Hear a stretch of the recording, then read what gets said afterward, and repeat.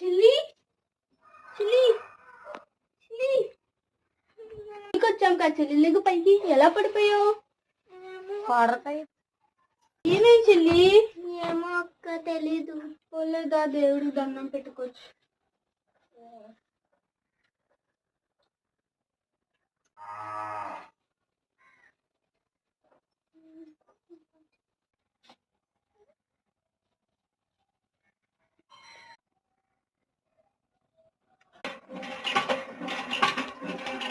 Hello అక్క, ఎక్కడున్నావు? నేను రాంపురంలో దిగాను.